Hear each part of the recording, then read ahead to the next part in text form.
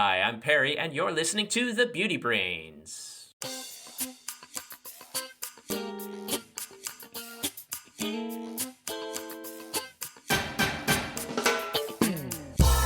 Hello and welcome to The Beauty Brains, a show where real cosmetic chemists answer your beauty product questions and give you an insider's look at the cosmetic industry. This is episode 414. I'm your host, Perry Romanowski, and with me today is Valerie George. Hello, Valerie. Hi, Perry. Hey, Valerie, we got a big show today. On today's show, we're going to cover lots of questions, including, can you mix sunscreen to change the tint of a product? Is California Naturals a good hair care option? How do you talk to a clean beauty believer? And how do you control frizz? And finally, what's wrong with Decyl Glucoside in your hair care products? But first, some chit-chat. Valerie, how are you this fine morning? I'm, a little bit of a wreck, Perry. We're going to be in New York next week. That's already next week? Wow.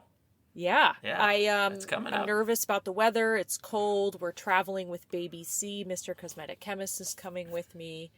And I'm mostly excited for the show. In case you guys haven't heard, Perry and I are attending a scientific seminar called SCC 79. It's the 79th Society of Cosmetic Chemists scientific showcase where basically everyone comes together and there's research presentations, posters, social events, camaraderie, etc. Although I don't go to the social events because of flashing lights. But anyway, Perry and I go every year, and I'm excited to see you. Yeah, it should be very exciting. I'm looking forward to seeing you in person, and hopefully the weather holds out. Here in Chicago, we just got like 8 inches of snow or something. Oh, that's terrible. And you know what? It's strange. I go in the back and I shovel. Like, why am I shoveling the back? Because I don't really use it. But I shovel it because I don't like to see all the cats get their paws all snowy. so I shove a little path through them. Oh, I bet you they appreciate it. I think they do. So it's a little bit of work, but what are these guys gonna do? I see them just buried in the snow and it gets in their fur and it just makes me feel bad. So that's I do all this extra work for these little cats. Do you have a cat condo or some place they can stay warm on your porch? I have about 4 shelters. So some of them are hay-filled. Some of them have like a heating pad in it. So they have options. And they use them? Oh, yeah, they do, for sure. Yeah. Oh, that's so cute. I love it. Speaking of love, how about we head right into beauty news?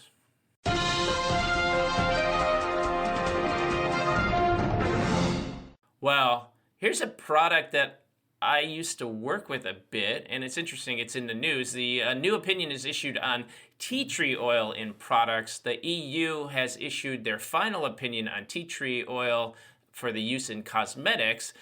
Some people believe that just because something's natural, it's good to use, but there are limits to natural stuff, and apparently the SCCS, which is the regulatory body in Europe, they have determined that you can use tea tree oil up to 2% in shampoo or a rinse-off product, 1% in a shower or body wash, and 1% in a face wash, which are all rinse-off, and then in a leave-on, you can only use it at 0.1%. So those are pretty low levels.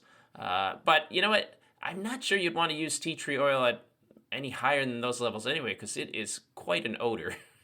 Oh, yeah, it has a very unique odor. As you know, I worked at a brand that is famous for tea tree oil products.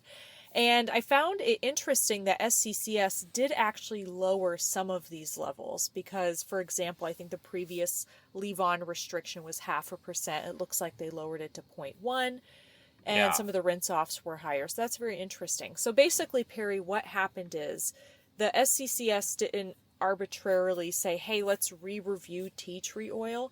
They were actually pushed to do it because the European Chemicals Agency is responsible for, assessing basically the risk of chemicals in Europe, regardless of their use case. So this restriction wasn't necessarily pushed for cosmetics, but for any use case anywhere pretty much. And Poland is the country that pushed the ECHA to classify tea tree oil as a reprotoxic substance, meaning it's potentially harmful to reproduction.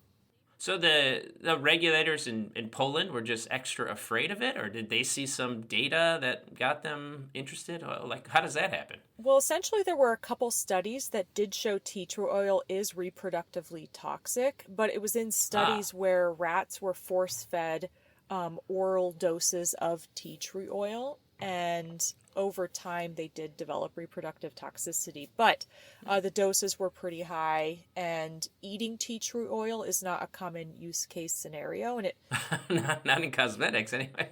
shouldn't be extrapolated to cosmetics. So Right. nonetheless, Poland for many years has been pushing. This isn't a recent development.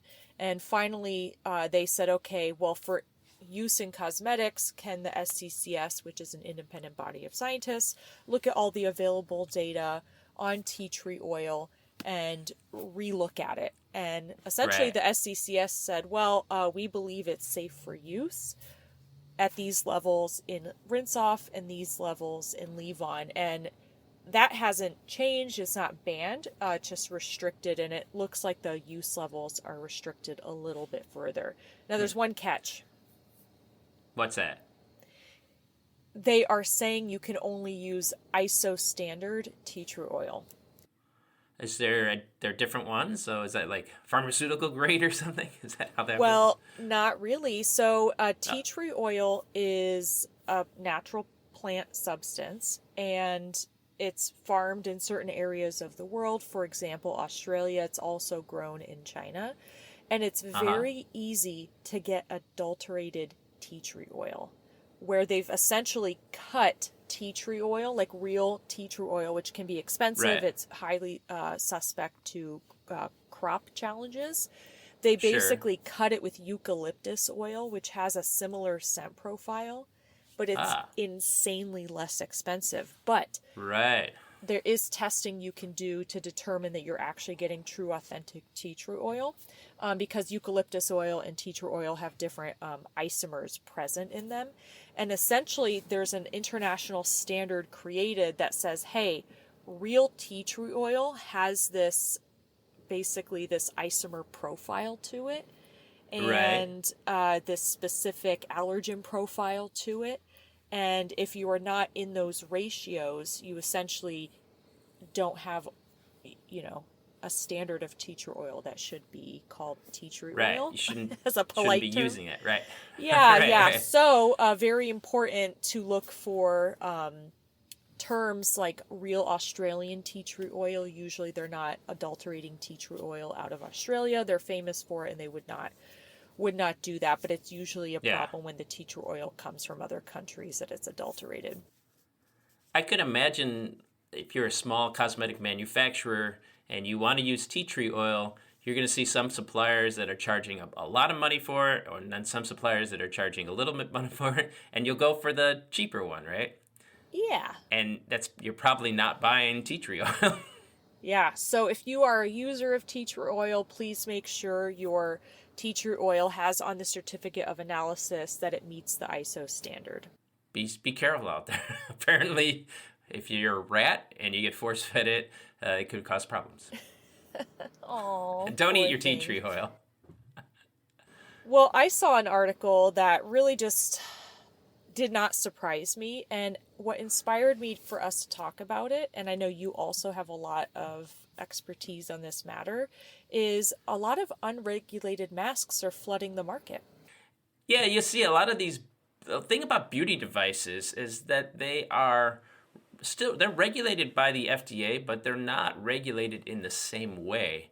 And often you'll see something that's FDA approved or FDA approved, I think is usually the claim you see, but that only means that it's not dangerous to use, I guess, or like if it's as like this story was about LED masks, and so there's a certain level of LED power or wavelengths that can go out before it's considered safe to use for a consumer. So they have to throttle them down so it doesn't emit too much. And when something is FDA approved, that's kind of what they go for. And so you'll see that claim. That doesn't mean FDA approved does not mean that it works or the FDA says that it works. It's just that it's safe to use. Over the last week, I saw two influencers. One was, just an online science communicator, and the other was a dermatologist, saying that these particular devices they were advocating for were FDA approved to work for a specific situation. And I was like, come on, guys, you know better than to push that. The FDA has not approved them that they work to do what they're purported to do. It's just that they're not going to hurt a consumer, as you said. So I was a little disappointed because people look to influencers of certain statures for honest information, and that felt a little either from a place of not knowing or from a place of dishonesty, or maybe the brand that they were pushing for asked them to say that. Sometimes when you take ads or paid content or partner content, you have a list of stuff they want you to say, and in exchange for the money, you basically do that. So I don't know what happened in that situation, but it's very important to know that just because something says FDA approved doesn't mean that they work. The application process to become a medical device, which is essentially what these LED masks are, what these scalp helmets are that are purported to help regrow hair. Yeah. They do have to have a specific medical device application filled out. It's a very arduous process, but you can be a new device manufacturer or distributor or reseller coming to market, and you can leverage another company's application. But again, that doesn't mean they're all doing the same thing. And maybe some of these devices aren't even registered, I would bet. Right. This story focused on the ASA, which is the Advertising Standards Authority, and they recently, out of the UK, and they recently issued a warning to LED mask manufacturers that are making medical claims about treating skin conditions, and specifically acne and rosacea. These products, most of these products have not been verified to work on those conditions. There are some research studies that maybe they show benefits to it, but that doesn't necessarily mean that the product that you can buy at home is going to have those same impacts. And is the device going to emit the quality that it's going to over a certain period of time as well? I just have so many questions about devices, right. And they have such a low adoption rate with consumers. I'm just not a device fan. I'm not. I really think that this time of year, people are looking to buy presents for people, and so buying a mask, like, oh, this is going to cure your acne, and you don't have to put creams on, and people will try it one or two times, and then they'll just gather dust in your drawer. So I don't know. I don't think these things are terribly helpful, despite what the one or two studies over specifically controlled conditions might have shown. I don't think the general consumer is going to notice big improvements in their skin by using these things. But not many studies have actually been done with the device manufacturers themselves, right? Right, no, just the whole idea of red light exposure and stuff. And there's a whole spectrum of red wavelengths, right? So it's right. Like, are you at the is your device at the wavelength that study was done at? And I think one of the studies that I saw being referenced in some Instagram comments said, oh, well, it's only a 2.9% difference in growth That's it. Or whatever the claim was. And it's like, well, 2.9%, is that noticeable though? I don't know. Maybe it is. Hey, it's always like I say, if you do a treatment, there are three things that can happen. It can get better, it can get worse, or there'll be no change. And that's exactly the same thing that can happen if you do nothing. so it's just really hard to say that, oh, I used this mask for a month and my skin got better. It's like, well, if you didn't use the mask for a month, your skin might have got better anyway. So we don't know what the cause of it. It's very hard to prove that that a treatment is working. You just need a lot of experiments and a lot of data, and there just isn't that for these LED masks. Exactly. I did see one other study. We're coming, I always look for innovation, and I saw this article about 7 hair care launches that are driving the future of product development. I'll just name these off and I'll get your thoughts on it. So they talk about the hair care category is the place for innovation right now. And I've been in hair care for tons of years. as have you. And so let's see what they think is really innovative. The first thing is that Neutrogena has a hair restore range. So Neutrogena is entering the category with a 5-product range developed by dermatologists. It's formulated with skin actives that help support hair growth and scalp health. I mean, this has been done. Not by Neutrogena, but how's this new? It's not. I mean, really, like peptides to restore hair density and reduce shedding. That's a drug claim. Boy. A powdered collagen drink supplement, which... Oh, come on, really? Yeah. Everyone knows how Perry feels about those. I just don't think it's innovative. No. All right, well, let's see. How about this next one? Amika Hydro Rush Intense Moisture Leave-In Conditioner. Says it leaves your hair hydrated for 72 hours. And it's using hyaluronic acid. So, I mean... Well, hyaluronic acid, depending on the type that you can use, can improve the frizz character of hair. So I don't know what they used in this product. I generally like Amika products. I'm not adverse to them. Nice. I like the scent. My people in my lab like the scent, and I'm always like, sure. You like the scent of girls. How does Doug like the scent? Doug likes everything. But Mr. Cosmetic Chemist, I had used an Amika product that I really love. I buy it and rebuy it and rebuy it. And it's basically a dupe or, a similar concept on the Micellar 8-Second Wonder Water. Okay. Except I think it smells better and works better on the hair. Anyway, Mr. Cosmetic Chemist hates it. He's like, what smells like a diaper? And I use it. But I really like the Amika products, but innovative, I don't know. Yeah. I mean, people have put hyaluronic acid in products before. All right, then there's the Color Wow Texas Hold'em Big Hold Hairspray. Well, I like the name. It's very clever. Sure. I just don't know if it's innovative. I mean, they claim it contains 50% less alcohol than typical formulas. I'd love to pull the safety data sheet and see what the alcohol content is. That would have to be declared on there. It could be in reference to like old formulas or maybe dry shampoos that have tons of alcohol, and then they would just be hitting the maximum limit for the law. So for example, if a dry shampoo contains 95% alcohol, or let's say it's an old style shampoo and contained 80% alcohol, and then they're at 40 to 45%, like that's the limit in California. So yeah, right. So that's not not much, but there's no new technology there. The Lola Vive Exfoliate and Detox Scalp Shampoo. This one uses charcoal and gentle AHAs to detoxify the scalp. I give a scalp presentation, Perry, because I've done a lot of scalp analysis. I actually have reviewed over 7,000 images of scalps done with a device that I created under specific light settings. It's no longer on the market under the brand that I work for, but I've seen a lot of scalp. And so I have a presentation. There's just like things I don't believe you should use in scalp products. Physical exfoliants are one of them. They just can't effectively exfoliate skin off of the scalp. So you're saying I shouldn't wash my hair with St. Ives apricot scrub? No, you'll be finding apricot kernels for days, although I think they use walnuts in there. But anyway. It's mostly walnut, yeah. Yeah, and then like AHAs, I just think your scalp actually want less turnover on it. So when you increase turnover with alpha hydroxy acids, you just increase flaking. So I'm just not a believer in AHAs, although some of them that do less flaking could be valuable because they actually hydrate skin, increase the moisture content.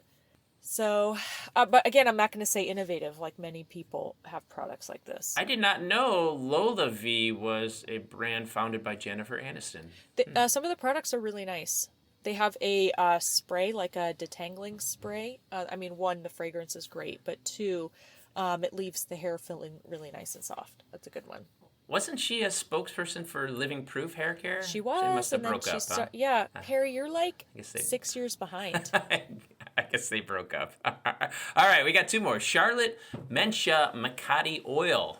Sustainable sourced oils, argan oil, and Ximena oil. Ximena. I love Zemenia oil. I actually sell it on my website. It has a really lubricious silicone type feel, highly stable, and not too much of a nutty smell. Argan oil, on the contrary, is probably rancid by the time you get it as a consumer. There's some really great studies on it that its shelf life is essentially 6 months, even if it's packed correctly in a container. Yeah. But Zemenia seed oil is a really beautiful oil, and you don't need a lot of it in a formulation. So thumbs up for the Zemenia, thumbs down for the Argan in the hair care range. But again, innovative. Put oils in your hair. I don't know. Hopefully they're buying the oil for me. That would be really cool. And we have the Moroccan oil revitalizing scalp tonic, formulated with fumaria, which is traditionally used for eczema, psoriasis, and dermatitis. They say it's going to make your hair grow thicker and fuller. I'm skeptical of that. How are all these brands making these claims and the FDA is not saying anything? Well, I think what we read in an online article is different than maybe the specific claims that they're making on their bottles and in advertising. And I think something gets changed in translation.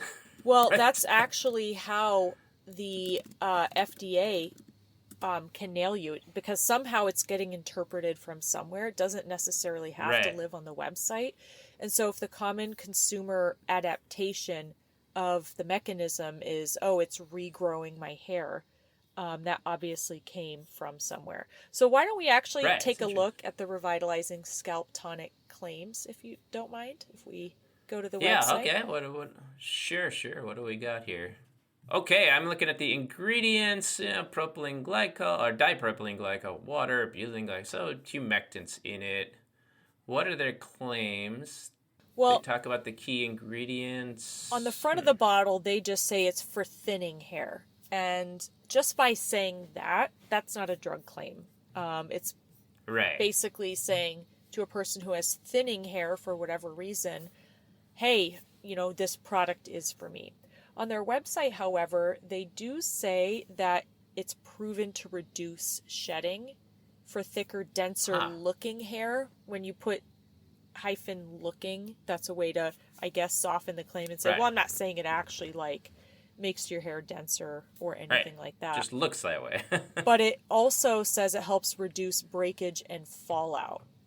So fallout is, maybe they're changing the language a little bit to not say, you're losing hair. Right. I looked at the other part about hair growth, and they don't specifically say hair. They say promote the optimal scalp environment to enable hair growth. See, but they're leading someone to believe. Do you know what I mean? It's all like the letter of the law and the spirit of the law. Right. The FDA is strapped for cash or whatever, resources, and they're not going to go after this, because it is like a subtle twist on a claim. So I think the lesson here for consumers is that read the claims more closely, because often they're not saying what you think they're saying. I'm sure it's a nice product, but nothing innovative. I mean, we made a product like this over 10 years ago in my previous life, and Nioxin before that. I mean, it's just nothing earth-shattering. And the last nothing innovative thing is the Glow hair supplement, which is ingestible beauty. The range includes biotin, vitamin B, zinc, MSM.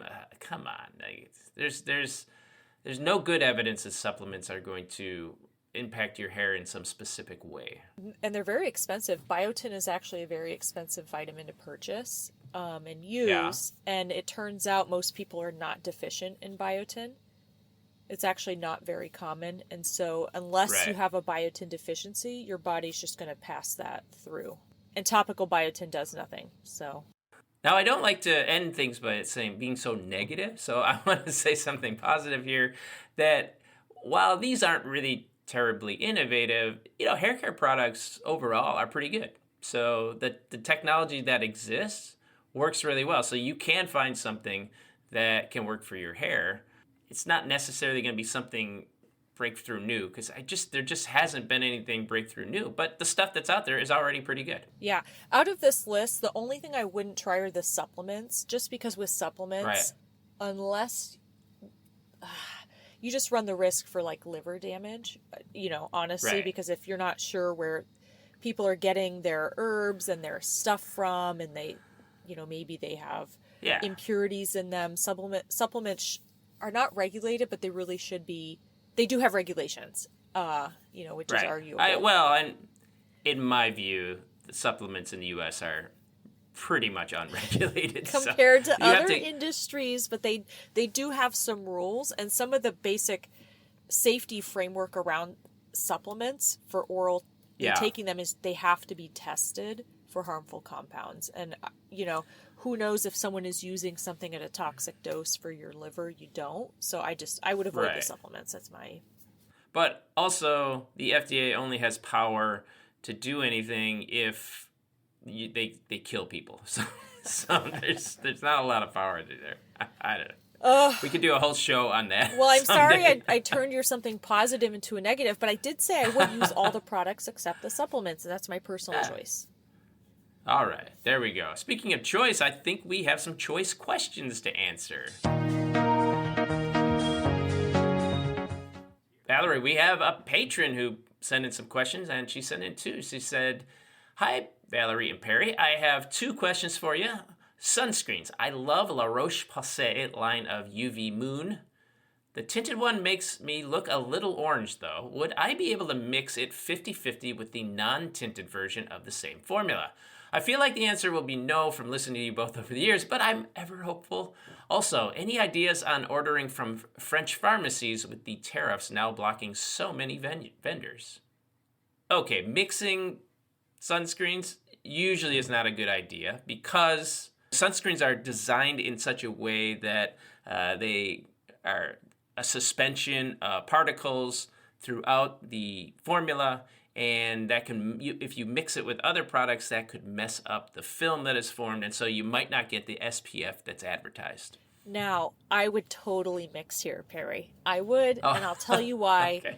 Because she says I'm using the tinted version of one sunscreen and the untinted of the same one. So the difference, presumably, is literally just in the tinting, which comes from iron oxides, and maybe a little bit of the inactive ingredients are in different ratios to help support suspension or whatever. But I think it's safe enough to mix here. Well, I think I would also agree with you there, especially if you're mixing sunscreens from the same manufacturer and they have essentially the same ingredient list. I think you're a lot safer than if you were, say, mixing something from Hawaiian Tropic with La Roche-Posay, because they're just different formulas. So I wouldn't say mixing that's a good idea, but mixing it through the same line, I mean, they probably use the same base formula. That's for sure, or right? pretty close, and so you're probably going to get pretty close to the same SPF value. I actually mixed the Elta MD formula with a non-tinted version because, well, this was before she came out with like all these different shades. She just basically had like one or two shades, and I'm basically so white, I'm almost clear, and so it was way too dark. So I actually mix like, 1/4 and 75%. And, I feel like I'm in a good space, but I won't know for many years because I'm primarily using it for anti-aging purposes. So, but I feel like it's good. Right. That is, yeah. Well, as long as you're not getting sunburned, you're all right. Yeah. And as far as the tariffs blocking so many vendors, it's not necessarily the tariffs because, neither here nor there, but basically they're just not shipping because the process is so confusing, and it actually has nothing also to do with retail. Like I can't get packages from my family because the process for intaking is unclear, and it gets returned on the Germany side, not the US side. They literally so I don't know what's going on, but I do know you can order from French pharmacy, which is a specific company. I don't know if they have all the products that you're looking for, but I order from there, and they warehouse in the US, I think. That's helpful. So I guess it's going to be just on a case-by-case basis. You may not be able to find everything. Yeah, the whole system at the moment is in flux, and a lot of people are confused. So it's unfortunate, but And maybe it'll work itself out eventually. Yeah. I'm still waiting. Remember we had the question about that German brand that looked like Dr. Barbara Sturm, but it was called Dr. Emmy Arpa. I never got my hat. Yeah. Well, my Oh, that's right, your hat. I'm still waiting to get those products because my family's trying to ship them to me with other Oh, stuff like no. my birthday gift and like some Christmas stuff and Sure. they always put together nice little care packages for me. But anyway, yeah, so still waiting for that. But you could also plan a trip to France, Janie, and go get them. Right.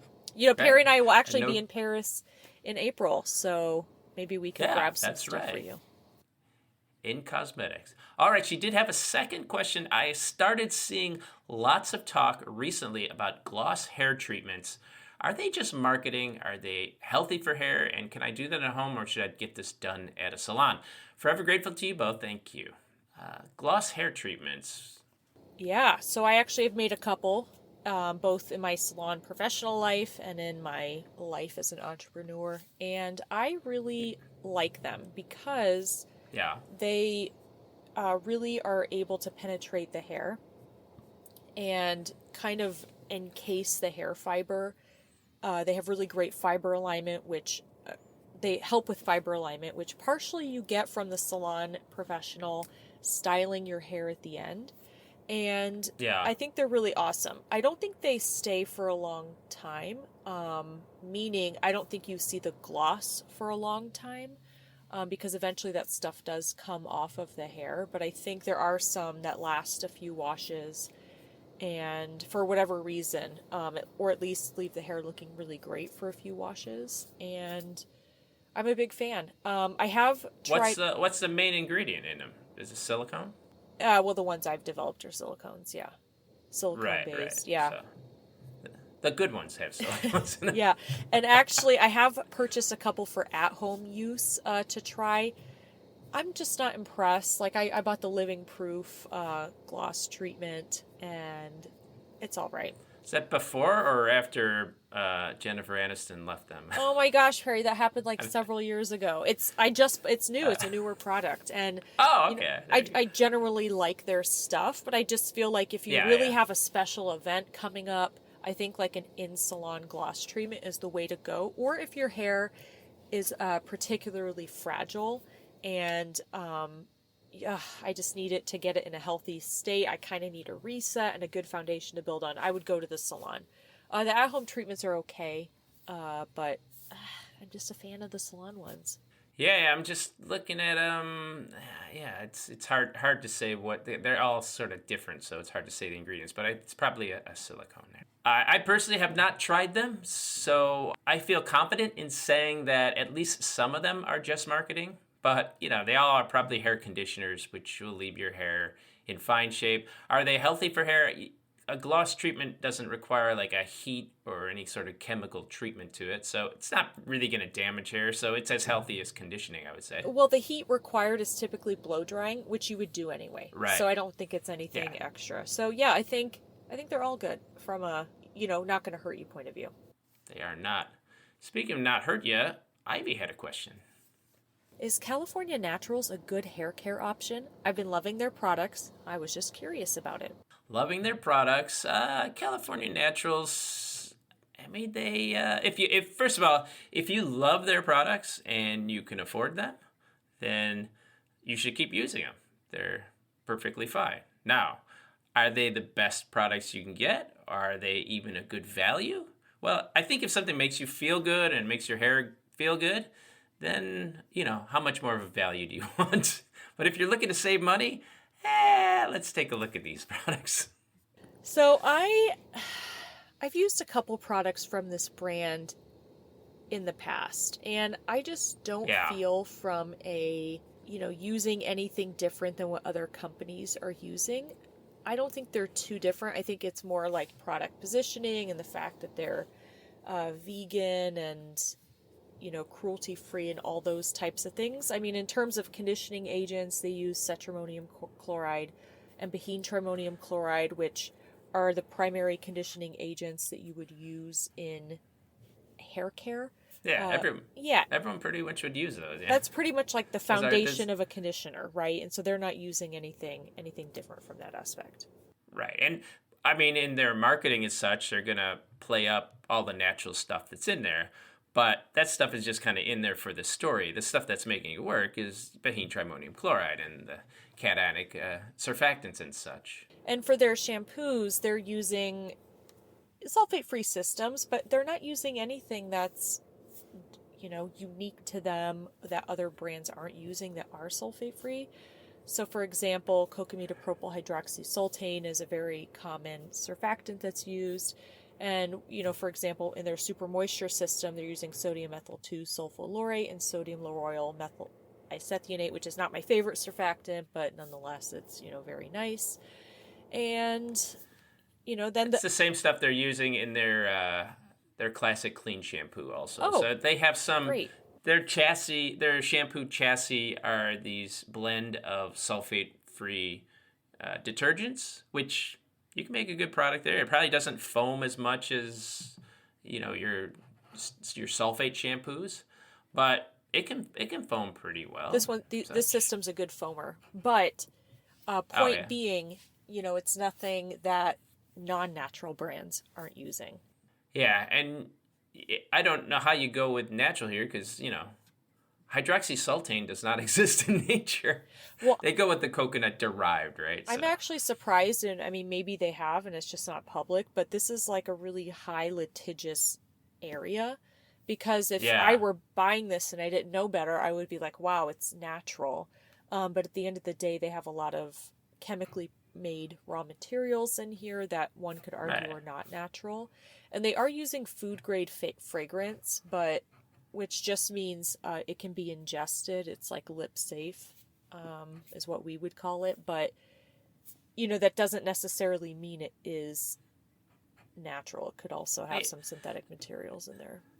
This one has guar hydroxypropyl trimonium chloride, which is a great conditioning polymer, but where's the nature in that? Yeah, that's that just a regular ingredient. Modified. So Ivy, bottom line, if you love it, keep using it. They look like really nice products, and like the fragrances would be really good. And these are just as good as any other product on the market. And they're not really much more natural than products on the market either. Yeah. The bottom line is cosmetics aren't natural. You can't go out and get a shampoo tree or a pick from a conditioner bush. They have to all be processed in some non-natural way. Well, I would like to counter you on that. There is go ahead. Soap nut, which does come from a tree, and it does cleanse. People do have shampoos made out of the extract from it. Now, it's a terrible shampoo, but technically it's terrible, it could be a shampoo tree. You do make a good point there. Let's move on to this question from Magdalena. I have learned so much from your show and become a product marketing skeptic. I really appreciate the beauty science education you can provide. I am a solo esthetician, so I deal with skincare every day. I often run into a situation where someone will say something like, I only use clean beauty, or I don't use anything with chemicals. I'm not sure how best to have a conversation about beauty products with somebody who has those beliefs. I am sure you have both come across people like this in your career, so how do you handle these conversations? I want to be friendly, but I also don't want to perpetuate the fear caused by clean beauty marketing. I want to educate others, but not also provide a whole science lesson. So do you have any advice? Thank you. Also, not a fan of clean beauty. Okay, a clean beauty skeptic here. It's a tough conversation to have because I just don't think in a conversation you're going to sway someone. But you could plant them with little nuggets of information that maybe at least plant the seed. So for example, when someone says, I don't use anything with chemicals, or a brand comes to me and says, we don't want chemicals in our product, I just say, oh, well, what do you mean by chemicals? Because, and then I don't say this part, because everything's a chemical, even water. They don't like that argument. So I just let them say what a chemical means to them. And I say, oh, okay, so you don't want anything that is perceived to be dangerous. Right. And then I go through, well, those are safe for use, but I understand that's your perception. And so I'm not trying to change their perception, but I'm trying to let them know that they are approved to be used everywhere in the world because they're safe. And that's okay if you don't feel they're safe. There's options for you. That is a good approach. I also like that approach of asking them, like, what products do they approve of or do they feel comfortable using? And take a look at the ingredient list of those things and say, okay, where does Decyl Glucoside, what plant grows Decyl Glucoside or something? And you can get to that point that I was just making, actually, that all of these things that are sold as cosmetic or personal care products have to be processed somehow, because with the exception of soap wort, there aren't a lot of products that could come directly from nature. If you want a good product, it's going to have to be synthetically modified in some way. So that kind of doesn't exist. And maybe if you get it on a product that they like using, maybe that will come through more. It's very common for people to say, oh, I don't like artificial colorants, or I don't like silicones. And then their favorite hair mask has silicones in it, or their favorite lipstick has the same colorants that they're trying to avoid. And so sometimes I think they're just repeating things that they're learning from somewhere, but they don't understand really what is what in their product. For the clean beauty argument, I only use clean beauty. I think it's great to ask them what they think clean beauty means. Oh, there's not like a definition of it. So what does clean beauty mean to you? And kind of pull out from them what is it that they think is dangerous in products.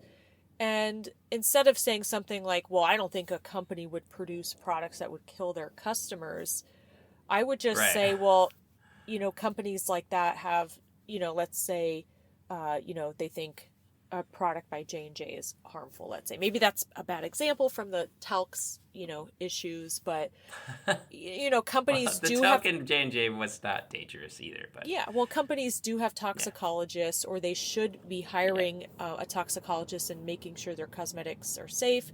And at the end of the day, it's like illegal to sell unsafe products. So it doesn't mean brands aren't doing it. We do see some stuff, in the market, but I don't know, like, they're fine. They're going to be fine. So I think the bottom line is a good strategy is to ask questions and listen, and then subtly raise some things that might create questions in the true believer. You're not going to convince people by telling them everything's a chemical, what are you worried about, or natural, it doesn't exist. That's not convincing to people that already believe it. But if you ask a question, that just gets them thinking, it plants a seed, and then maybe in the future they'll be more receptive to what the reality is, and that is that natural cosmetics don't exist. Exactly. Except soap water. The soap nut. Well, next question comes to us from Ari. Hi, Beauty Brains. I discovered your podcast recently, and I already went through a rabbit hole of binging episodes. All the cat love makes me so happy, and I feel like I'm learning a lot about what ingredients to look for in products I buy. My question has to do with hair care. I have oily but very wavy fine hair, and a lot of it. I've always dealt with frizziness. I've been living in the Netherlands for a few years, which has quite humid, windy, and rainy weather, so of course my hair goes crazy because of it, and the frizz problem has become even worse. Do you guys know what could help to keep the frizz I get at the top of my head under control, and how to maintain the mids and ends between washes?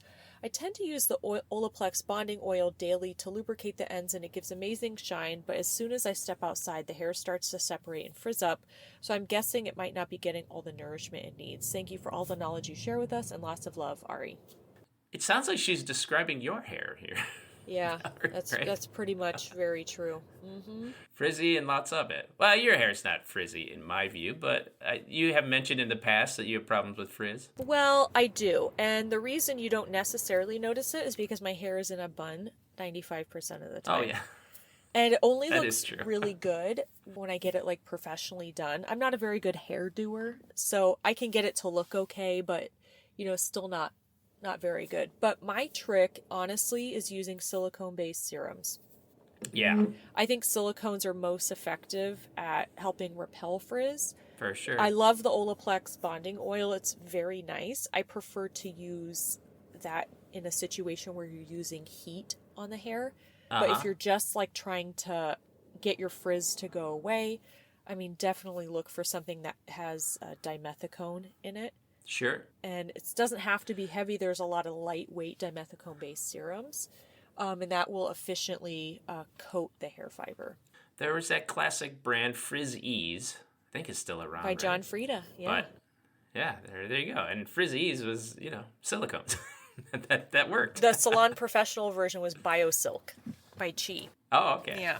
Yeah, there you go. But Moroccan Oil has them. Pretty much every brand out there right now has silicone-based serum. Super Skinny Serum by Paul Mitchell. They now have a light version. I think, there's just a lot of options for you in the Netherlands where you're at. And I would look for dimethicone in those serums. Silicones just work, and this for frizz is one of their biggest benefits. As far as the frizz on the top of the head, that's a little more challenging because your hair is very fine. It might tend to look greasy because you're already oily. That's a little bit tougher, but I honestly would just try a little bit of a lightweight serum. Maybe one of those ultralight silicones like the John Frieda Frizzies. Maybe there's a version in the Netherlands. On the top, I'm talking minute amounts, or maybe even a leave-in conditioner of sorts, and heat, and try to get the hair with a blow dryer and a fine-tooth comb to pull and train the hair to be a little bit straighter, and then finish it with some kind of humidity-resistant finishing spray. It doesn't have to have a firm hold. It could just be a spray that's designed for frizz. I suppose if you didn't mind the look, you could just get a big tube of petrolatum and run it through your hair and slick it down. That'll keep the frizz away. Did I say that out loud? How about we move on to the last question? This comes to us from Erin. She says, I listened to an episode recently where Valerie mentioned the chemical called Decyl Glucoside, and she mentioned that it's not a good ingredient for thin hair. I would love to know why and what are ingredients to look for in shampoos and conditioners that benefit people with thin hair. You're not a big Decyl Glucoside fan.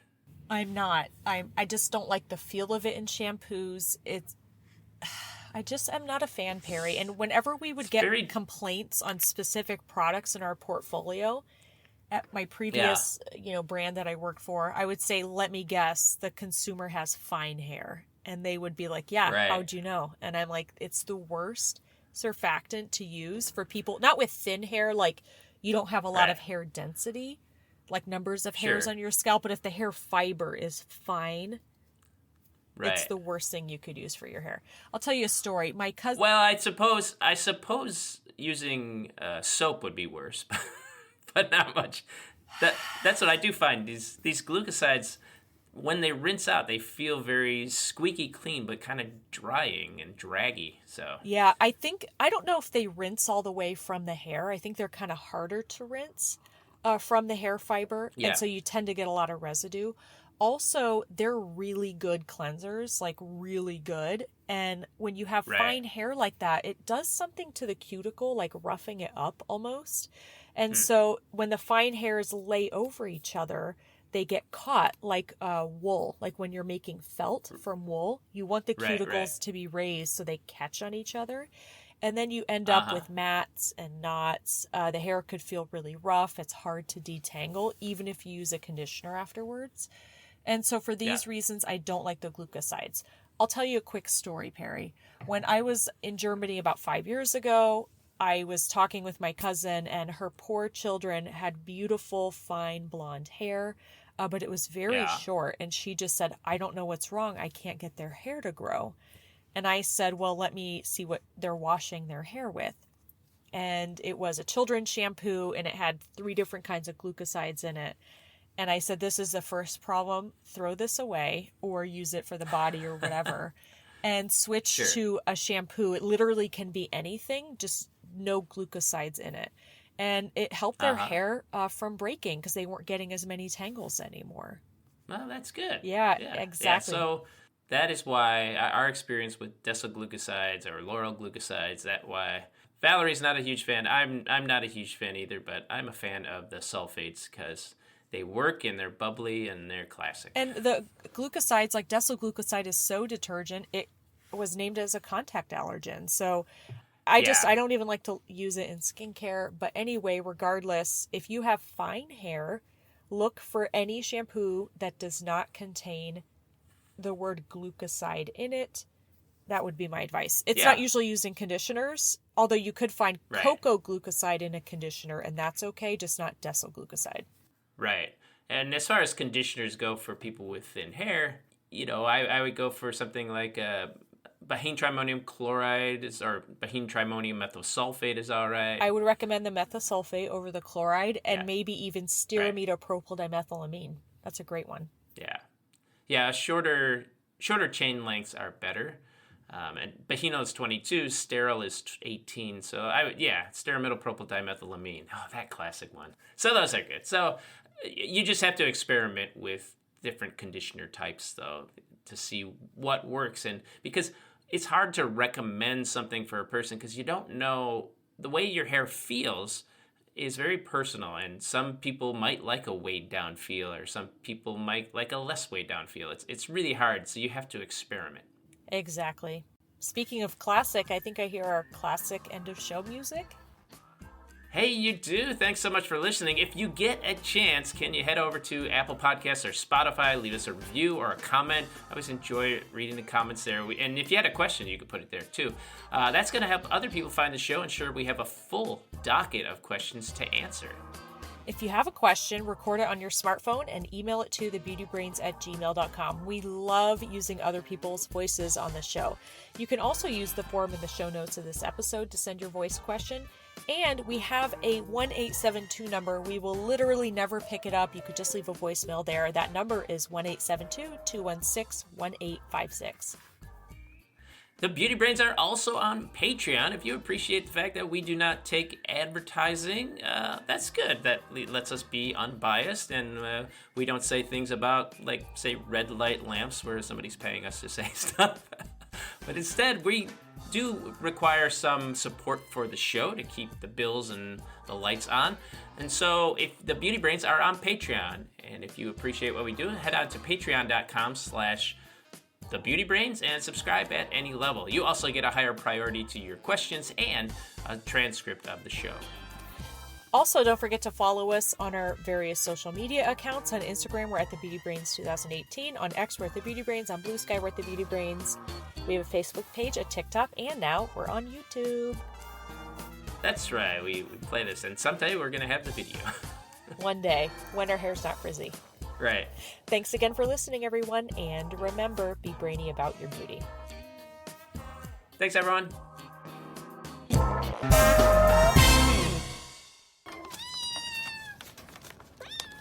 Kittens.